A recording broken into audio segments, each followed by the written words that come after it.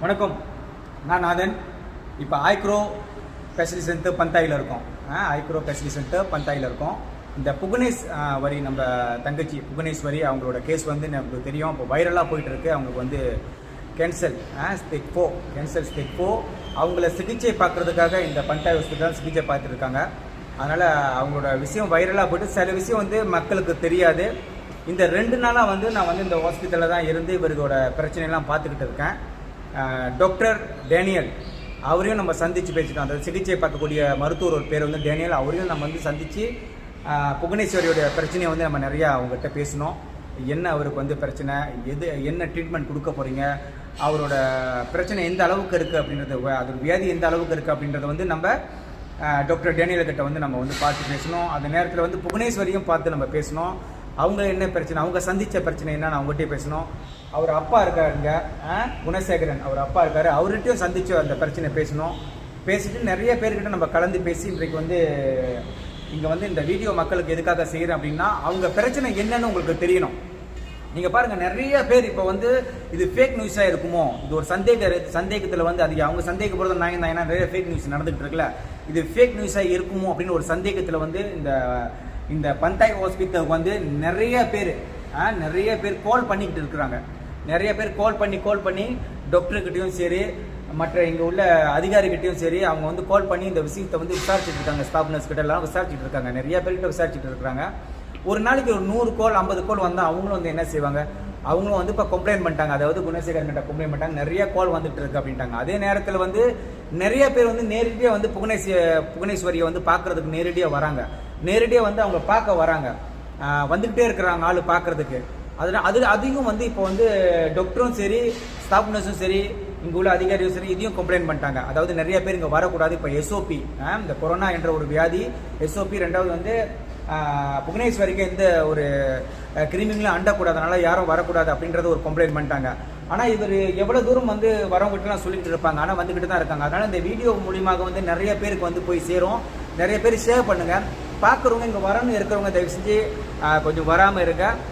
ஒரு அப்பாவை தொடர்பு கொள்ளுங்க, அல்லது என்ன தொடர்பு கொள்ளுங்க. என் நம்பர் அங்கே வைக்கிறேன். என் பேர் நாதன். என்னோட ஃபோன் நம்பர் அங்கே போகிறேன். என்னை தொடர்பு கொள்ளுங்க. இவங்களோட பிரச்சனையை வந்து நான் வந்து உங்களுக்கு விளக்கமாக சொல்கிறேன். ஏன்னா நான் 2 நாளாக அலைஞ்சு இப்போ கூட அவரை பேங்க் கொண்டு போயிட்டு அவரோட மே பேங்க் வந்து பிளாக் ஆகிடுச்சு. அதை கூட இப்போ செஞ்சுட்டு தான் வந்தேன். அதனால் வந்து இவரோட பிரச்சனை முழுமையாக நம்மளுக்கு தெரியும். அதாவது நேரத்தில் நிறைய பேர் வந்து ஒரு நல்ல எண்ணத்தில் தான் இது செஞ்சுக்கிட்டு இருக்கீங்க, நல்ல எண்ணத்தில் தான் வரீங்க, நல்ல எண்ணத்தில் தான் கால் பண்ணி கேட்குறீங்க எனக்கு உண்மையான விஷயமான. அதனால் எந்த தப்பும் கிடையாது. ஆனால் இங்கே உள்ள பிரச்சனையை கொஞ்சம் நீங்கள் புரிஞ்சுக்கணும். நிறைய பேர் இப்போ கூட வந்துருக்காங்க, நிறைய அதிகாரிலாம் வந்துட்டு இருக்காங்க, நிறைய பேர் உதவி செஞ்சுக்கிட்டு இருக்கிறாங்க. நிறைய பேர் உதவி செஞ்சுங்க. அதனால் அவங்களுக்குலாம் பாராட்டணும், அவங்களுக்குலாம் வந்து நன்றி சொல்கிறேன் இவர் நம்ம குணசேகரன் சார்பாக. அதனால் இப்போ என்ன அவங்களோட நிலவரம்னா, ஹாஸ்பிட்டல் 3 வந்து கடந்த 10 நாள் இருந்தாங்க.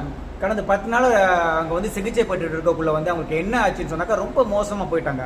ரொம்ப அளவுக்கு மீறமாக மோசமாக போனோன்னே அவர் அப்பா என்ன செஞ்சார், இவர்கிட்ட இருக்கிற நகைகள், இவர்கிட்ட இருக்கிற கொஞ்சம் நகைங்களை வச்சு எப்படியும் வந்து இந்த பிள்ளையை நம்ம காப்பாற்றலான்னு சொல்லிட்டு பந்தாய் ஹாஸ்பிட்டலுக்கு மிளாக்காக்கு ஐக்ரோ கொண்டு வந்துட்டாங்க. இங்கே கொண்டு வந்தோன்னே அதை விட கூட செலவாயிருச்சு. அதை விட கூட செலவானா என்ன செய்யறது தெரியாமல் இந்த விஷயம் வந்து அவங்க கூட யாரும் புவனேஸ்வரி கூட படித்தவங்களாம் இந்த விஷயத்தை வந்து கொஞ்சம் வைரல் பண்ணி விட்டுட்டாங்க. அதாவது சில விஷயம் முழுமையாக தெரியாது. அது சிம்பிளாக அவங்களுக்கு அதாவது கேன்சல் இருக்குது ஸ்டேட் 4 மட்டும் அவங்களுக்கு வந்து வைரல் பண்ணி விட்டாங்க.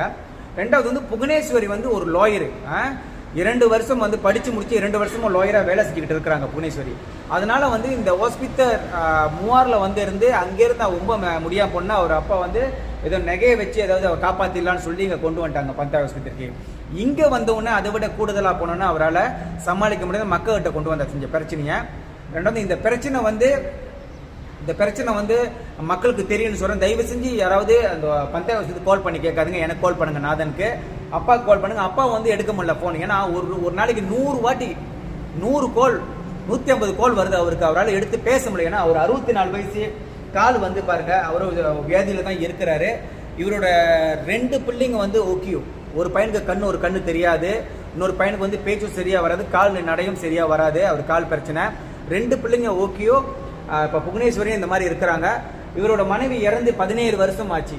இன்றைக்கு வந்து இவர் வந்து தகப்பன் தான். இவர் வந்து இவரோட முயற்சியை இந்த 3 பிள்ளைங்களும் வளர்த்துக்கிட்டு இருக்கிறாரு. ஒரு பிள்ளை நல்லா படிக்க வச்சார், அது அவங்க கூட இந்த மாதிரி புவனேஸ்வரி இந்த பிரச்சனை ஆயிடுச்சு. இப்போ இந்த இன்னும் 2 பையங்களும் ஓகேவில் இருக்கிறாங்க. அப்போ ரொம்ப கஷ்டத்தில் அவர் வந்து இந்த பிள்ளைங்களை வளர்த்துக்கிட்டு இருக்கிறார், ஒரு தனித்து ஒரு தகப்பனாக இருந்து. அதனால் இவருக்கு வந்து நம்ம வந்து முடிஞ்ச அளவுக்கு உதவி செய்வோம். அவங்க பிரச்சனை வந்து ஸ்டெப்போ சில பேர் கேட்டிருப்பீங்க, ஏன் ஹாஸ்பிட்டலில் பார்க்கல, பெரிய ஹாஸ்பிட்டல் தான் ஃப்ரீயாக பார்க்குறாங்க, ஏன் இங்கே வந்து பார்க்குறீங்க சில பேர் கேட்டிருப்பீங்க. ஆனால் ஹாஸ்பிட்டல் நடந்த பிரச்சனை இதுதான். ஒரு தகப்பனாக இருந்து அவர் இடத்துல நம்ம சிந்திச்சு பார்ப்போம். அவர் அங்கே முடியாமல் ரொம்ப மோசமாக போய் அவங்க சாப்பிட முடியாமல், அவங்க வந்து எந்த ஒரு பேச முடியாமல் நிலையில் ஆனோன்னா அவர் பயந்து போய் இருக்கிற காசை வச்சு ஏதாவது நகைக்கு வித்துனாச்சும் பார்த்துலான்னு கொண்டு வந்துட்டாங்க. இதுதான் பிரச்சனை.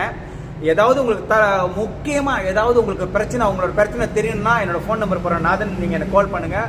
அவர் கடைக்கடி எனக்கு கால் பண்ணுங்கள். நிறைய பேரோட ஃபோன் நம்பர் அவர் எடுக்க முடியல, ஃபோன் பண்ண முடியல, எடுத்து பேச முடியல, ஏன்னா கால் வந்துக்கிட்டே இருக்கு. அவரும் வந்து சீக்காளி ரொம்ப டயர்டாக ஆயிடுறாரு, அதனால பேச முடியாத சூழ்நிலை. சரி, இவர் வந்து இப்போ வந்து உங்கள்கிட்ட சில விஷயம் அவர் சம்மந்தப்பட்ட விஷயம் உங்கள்கிட்ட பேசுவார். எல்லாத்துக்கும் வணக்கம். என் பேர் குணசேகரன். என் மக தான் புவனேஸ்வரி. அவங்க பிரேசிங் கேஸ் 4வது ஸ்டேஜ் சொல்லிட்டாங்க. நானும் முடியாமல் தான் கடைசி ஜிஹெச்லாம் கொண்டு போய் பார்த்து முடியாமல் தான் பந்தாயில் வச்சு பார்ப்போம், அதுவும் பார்ப்போம். அப்போ என் கம்பெனி நகை இருக்குது, 30-40 அள்ளி வரும், பரவாயில்ல வச்சு கொஞ்சம் காப்பாற்றுறமான்னு சொன்னேன். அப்புறம்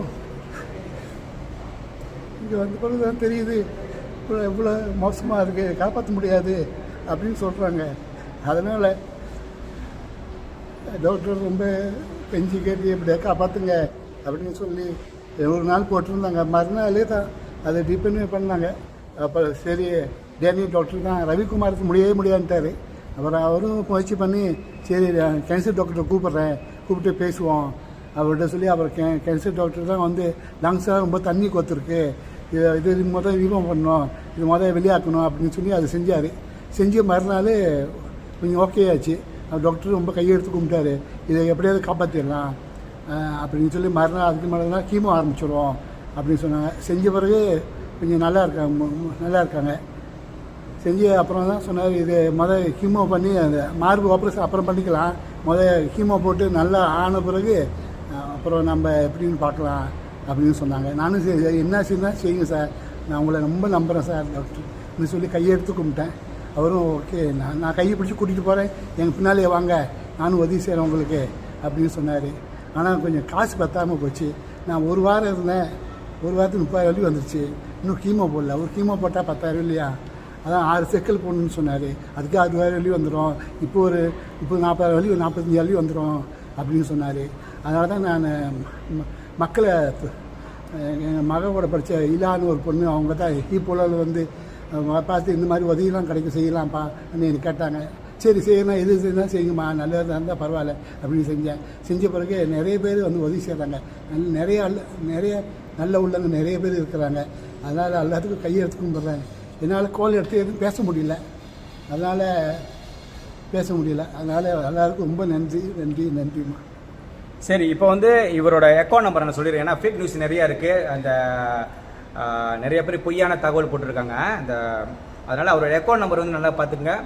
அவரோட அக்கௌண்ட் நம்பர் வந்து 1-458-1732. அவரோட அக்கௌண்ட் மேபேங்கோட. அவர் பேர் குணசேகரன் சுப்பிரமணியம். அவருக்கு 64 வயசாச்சு. அவரோட ஃபோன் நம்பரும் அதில் இருக்கும், 1-2-61-44-8-4 கோசம். என்னோட ஃபோன் நம்பரு 1-6-63-113 நாதன். எந்த உங்களுக்கு தேவைப்பட்டாலும் என்கிட்ட கேளுங்க, நான் தகவல் சொல்லுவேன். இதுதான் அவரோட தகவல் நான் கொடுத்துருக்கேன். அவங்க இருக்கிற வார்டு வந்து 3வது மாடி 331 அந்த ரூமில் இருக்கிறாங்க. இதுதான் அவங்களோட தகவல். 3331B. இந்த தகவல் வந்து எல்லாம் கொஞ்சம் எடுத்துக்கங்க. இவர் ஃபோனை எடுக்காதனால இது வந்து ஃபேக் நியூஸ்ன்னு சொல்லி நினச்சிடாதீங்க. ரெண்டாவது வந்து நிறைய பேர் கால் பண்ணாதீங்க இந்த ஸ்பெஷலிஸ்ட் சென்டருக்கு, அந்த பந்தாய் ஸ்பெஷலிஸ்ட் சென்டர் ஐக்ரோ மிளாக்கா கால் பண்ணாதீங்க. என்கிட்ட நிறைய தகவல் கேங்க, நான் பதில் சொல்கிறேன். நிறைய பேர் உதவி செஞ்சுட்டு இருக்காங்க. இன்னும் மட்டும் எங்கள் அமைப்புமே அவருக்கு நிறைய உதவிகள் வந்துக்கிட்டு இருக்கோம். இப்போ நிறைய நாங்கள் உதவி செஞ்சுக்கிட்டு இருக்கோம், எல்லாம் திரட்டிக்கிட்டு இருக்கோம் உதவிங்களை. அதனால் இந்த தகவல் சொல்கிறதுக்கு தான் இந்த வீடியோ. தயவு செஞ்சு நாங்கள் பக்கத்தில் இருந்து இவரை கைட் பண்ணுவோம். கைட்னா அவர் வந்து எல்லா தகவலும் என்னென்னு செஞ்சுவோம். ஒரு போதுமான காசு வந்தால் கட்டாயம் இன்னொரு வீடியோ பண்ணி இதை ஸ்டாப் பண்ணுவோம். இப்போதைக்கு நாங்கள் வந்து பார்த்துக்கிட்டு இருக்கோம் எவ்வளோ வந்துக்கிட்டு இருக்குன்னு. ஒரு போதுமான காசு வந்தால் அவங்க கட்டாயம் இதே மாதிரி ஒரு வீடியோ கட்டாயம் நான் பண்ணி உங்களுக்கு ஸ்டாப் பண்ணுவேன். அவர் வந்து என்கிட்ட ஒத்துழைக்கிறாரு. இதை தகவலாக எடுத்துக்கங்க. ஏதாவது தவறாக இருந்தால் மன்னிச்சிருங்க. எல்லாரும் நல்ல எண்ணத்தை தான் செஞ்சுட்டு இருக்கீங்க. ஆனால் சொல்ல வேண்டிய ஒரு கடமைக்கு நான் வந்து இவர் இடத்துல இருந்து என் இடத்துல இருந்து நான் சொல்கிறேன். நன்றி.